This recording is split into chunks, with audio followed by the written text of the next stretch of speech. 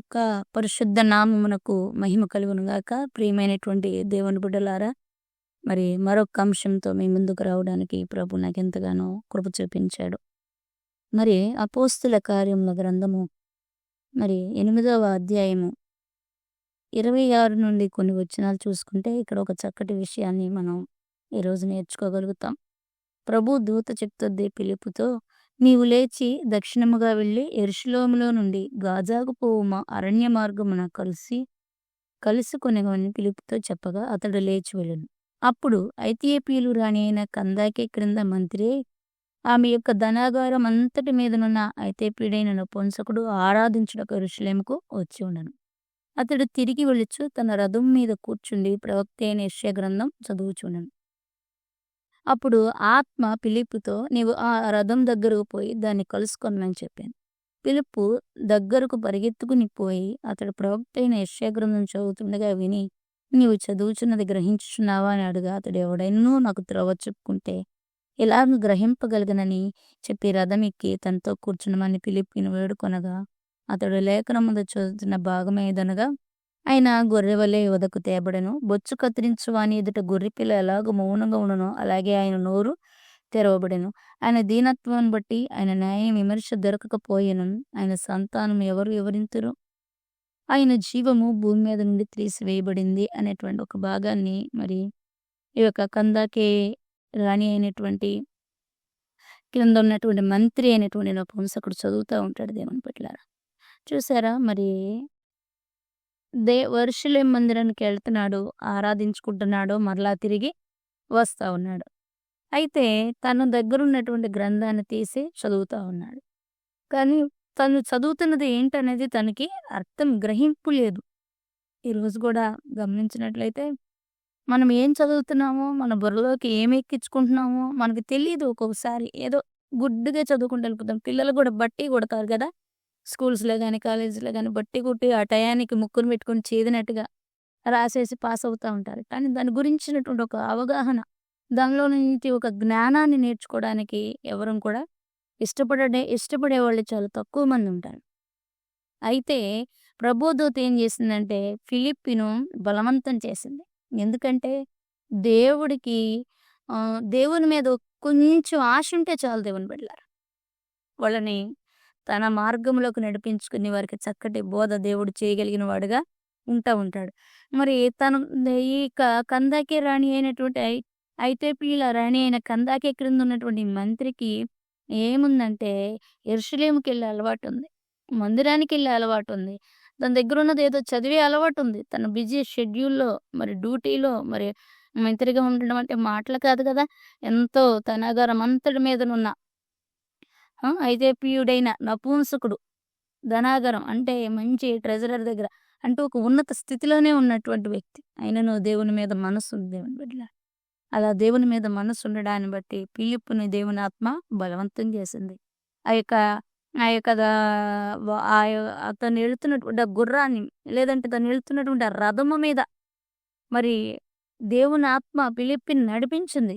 అలా వెళుతున్న సమయంలో మరి అడిగినప్పుడు ఆ యొక్క వివరణ, అంటే తను ఏం చదువుతున్నాడో గ్రహించలేనప్పుడు ఆ గ్రహించగలిగినటువంటి వివరణ పిలిపిస్తాడు. పిలిపించినప్పుడు వెంటనే ఆయన యొక్క హృదయం తెరవబడి ఏం చేస్తాడంటే అక్కడ నీళ్ళ దొరకంగానే ఆ నీళ్ళలో బాప్తిసం తీసుకుంటాడు దేవుని బిడ్డలారా. ఇంకో ఫిలిప్ 37వ వచనంలో అంటాడు, ఫిలిప్ నీవు పూర్ణ హృదయంతో విశ్వసించిన యెడల పొందవచ్చునని చెప్పాను. అతడు యేసుక్రీస్తు దేవుని కుమారుడని విశ్వసించున్నానని ఉత్తరమిచ్చును. ఫిలిప్పు నపుంసకుడును ఇద్దరును నీళ్ళలోనికి దిగిరి. అంతటా ఫిలిప్పు అతనికి బాప్తిసం ఇచ్చెను. వారు నీళ్ళలో నుండి వెడలి వచ్చినప్పుడు ప్రభు ఆత్మ ఫిలిప్పును కొనిపోయిను. నపుంసకుడు సంతోషించుచు తన త్రోవను వెళ్ళెను. అతడు ఫిలిప్పును మరి అన్నడను చూడలేదు. చూసారా దేవుని బిడ్డలారా, ఫిలిప్పు నపుంసకుల అధిపతికి బాప్తిసం ఇచ్చాడు. దేవుని యొక్క వాక్యాన్ని వివరించినప్పుడు దేవుని యొక్క వాక్యము ఆ యొక్క అధిపతి హృదయములకు వెళ్ళినప్పుడు వెంటనే ఏం జరిగిందంటే తన హృదయములో పరిశుద్ధాత్మ దేవుడు రక్షణ కార్యాన్ని జరిగించాడు. అందుకే మందిరానికి వెళ్తున్నామంటే వెళ్తున్నాం కాదు, మరి లేదా సమాజంగా కూడుతున్నాం అని కాదు, కానీ దేవుని వాక్యాన్ని మన హృదయంలోకి వెళ్ళనివ్వాలి. దేవుని వాక్యాన్ని ఎప్పుడైతే మన హృదయంలోనికి వెళ్ళనిస్తామో మన హృదయంలో ఉన్నటువంటి ఆ పాపము, శాపము, బలహీనత అంతా కూడా పోయి మనం ఏమైపోతామంటే మన హృదయంలోకి దేవుణ్ణి ఆహ్వానిస్తాం. ఎప్పుడైతే మన హృదయంలోకి దేవుని ఆహ్వానిస్తామో, దేవుని నామం పేరట మారు మనసు రక్షణ బాప్తిసం పొందుతాం.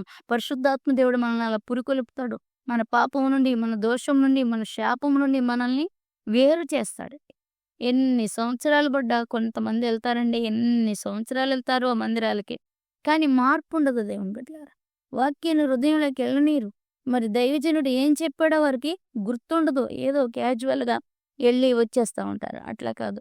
ఒకసారి దైవజనుని మాట హృదయంలోనికి వెళ్ళనిచ్చినట్లయితే దైవ కార్యం నీ జీవితంలో జరిగి, నీ జీవితం సంతోషంతో నింపబడిద్ది అని దేవుని యొక్క వాక్యము సెలవిస్తా ఉంది దేవుని బిడ్డలారా. చూసారా ఫిలిప్పు మరి మంచి ఉన్నత స్థితిలో ఉన్న ఫిలిప్పు యొక్క బాప్తిస్మం ఇచ్చినటువంటి ఆ యొక్క నపుంసకుల అధిపతి మరి ఒక ఉన్నతమైన స్థితిలో ఉన్నాడు. మరి ఇంకా చెప్పాలంటే దేవుని మందిరానికి నామకార్థంగా లేదా తనకొచ్చినటువంటి భక్తి విధానములు వెళ్ళి ఆరాధించడము, మరి గ్రంథాన్ని చదవడం తెలుసు గాని, ఆ గ్రంథంలో ఉన్న లోతెంతో ఈ భక్తుడికి తెలీదు దేవుని బిడ్డలారా.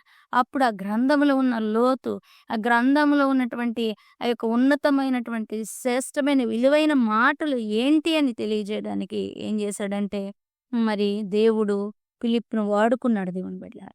దేవుని ఆత్మతో బలపరిచి రథాన్ని కనుగొని మరి ఆ మాటలు చదవడానికి మరి వాటిని గురించి వివరించడానికి అని చెప్పాడు. ఆయన గొర్రెలకు గొర్రె వలె వధకు తేబడను, బొచ్చు కత్తిరించువాని ఎదుట గొర్రె పిల్ల ఎలాగూ మౌనంగా ఉండును, అలాగే ఆయన నోరు తెరవబడలేదు అంటాడు దేవుని బిడ్డలారా. ఇది ఎవరి గురించి రాయబడిందంటే ప్రభువైనటువంటి యేసుక్రీస్తు వారి గురించి రాయబడింది.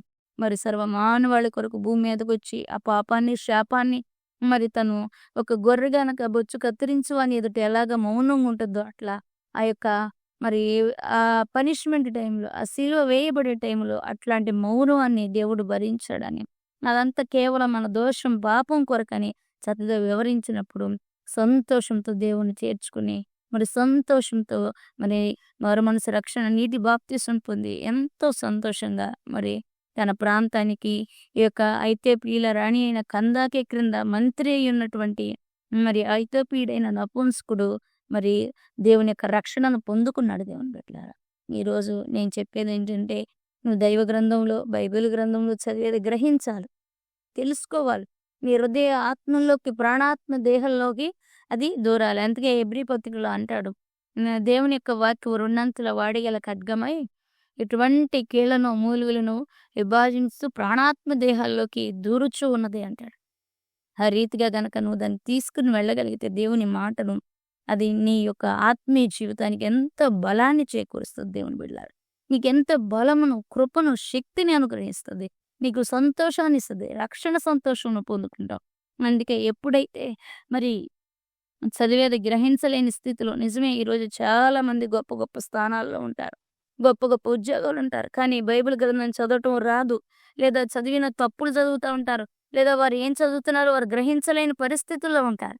దేవుడు ఈ మాట పిలుపు ద్వారా మరి నపుంసకు ద్వారా ఈరోజు మన ముందుకు తీసుకొస్తున్నాడు. మనం చదివేది మనం గ్రహించగలిగినట్లయితే, మనం చదివేది మనం వినగలిగినట్లయితే దేవుని యొక్క ఆనందాన్ని, రక్షణ ఆనందాన్ని, దేవుని కృపను, దేవుని శక్తిని పొందుకుంటామని ప్రభు ఈరోజు మనతో మాట్లాడుతూ ఉన్నాడు. కాబట్టి క్యాజువల్గా న్యూస్ పేపర్ చదివేవాళ్ళు కూడా చాలా నీట్గా చక్కగా బుర్రలోకి ఎక్కించుకుంటారు దేవుని బిడ్డ. కానీ ఈరోజు చదువుకున్న స్టూడెంట్స్ ఏదో పరీక్షల కోసం చదవటం, లేదంటే మరి బైబిల్ గ్రంథం చదివేవాళ్ళు బ్రతుకు మారిపోయిద్దేమోనన్న భయంతో ఏదో యథాప్రకారంగా చదవకపోతే దేవుడు కొడతాడేమోనన్నట్టుగా చదవటం. ఇవి కాదు గాని, నువ్వు చదివినప్పుడు, ధ్యానిస్తూ ఉన్నప్పుడు అది నీకు బలాన్ని ఇవ్వాలి, నీకు కొత్త ఆలోచనలు పుట్టించాలి. నువ్వు ఒక ఉన్నత స్థితిలోకి వెళ్ళేటట్లుగా మరి ఆ యొక్క పరిశుద్ధ గ్రంథం నీకు ఉపయోగపడాలి. నీకు మరుగైనటువంటి విషయాలు దేవుడు తెలియచేయాలి. అవి నీ జీవితానికి ఆశీర్వాదకరంగా మారాలి. నువ్వు ఒక సాక్షిగా మారాలి. మరి థామస్ ఆల్వా ఎడిసన్ గురించి మనందరికీ తెలుసు కదండి. మరి దీపాన్ని ఆయన లైట్ పుట్టించాడంటే కారణం గ్రంథాన్ని, బైబిల్ గ్రంథాన్ని చదవటాన్ని బట్టి. మనుషులు చీకటిని అంతము చేదురన్న మాటను మరి పట్టుకుని మరి ఆ రీతిగా చేయటం. అట్లా నీకు కూడా ఏదో ఒకటి దేవుని మాట ఉపయోగపడి నువ్వే ఒక మంచి ఉన్నత వ్యక్తిగా మారటానికి అవకాశం ఉంటుంది. కాబట్టి బైబిల్ గ్రంథంలో ఉన్నటువంటి సంపదను నువ్వు సంపాదించుకోవాలి. నువ్వు కష్టపడి ఎంత ధనం సంపాదించుకుంటున్నావో, ఎంత పేరు ప్రఖ్యాతలు సంపాదించుకుంటున్నావో నాకు తెలియదు కానీ, నువ్వు దేవుని యొక్క పరిశుద్ధ గ్రంథాన్ని చదివినప్పుడు దైవ జ్ఞానాన్ని, దైవ దైవ ఆ యొక్క పరిశుద్ధాత్మ ప్రేరణతో ఆ యొక్క ధననిధిని నువ్వు నీ హృదయంలో భద్రపరుచుకుంటే ఆపత్కాలమందు, క్షామకాలమందు ఆ యొక్క మాటలు నీ యొక్క శ్రమ కాలంలో నిన్నెంతగానో బలపరుస్తాయని ప్రభు జ్ఞాపకం చేస్తా ఉన్నాడు. కాబట్టి ఈరోజు ప్రతిరోజు నువ్వు బైబిల్‌ని నిర్లక్ష్యంగా చదువుతున్నావా? లేదా ఏదో క్యాజువల్‌గా చదువుతున్నావా? ఆచారంగా చదువుతున్నావా? ఏదో దేవుడు కొడతాడు, తిడతాడని భయంతో చదువుతున్నావా? అట్లా కాదు గాని హృదయపూర్వకంగా మనసారా చదివితే అది నీ జీవితంలో ఎంతో మేలు పరిశుద్ధ గ్రంథం నుండి నీకు ఉంటదని మరి ఫిలిప్పు, మరి ఐగుప్తీయుడైన నపుంసకుల అధిపతిని బట్టి మరి ప్రభు ఈరోజు మనకు జ్ఞాపకం చేస్తా ఉన్నాడు. ఇట్టి మాటలు ప్రభు మన వినికిడిలో దీవించును గాక. Amen. Amen. Amen. God bless you.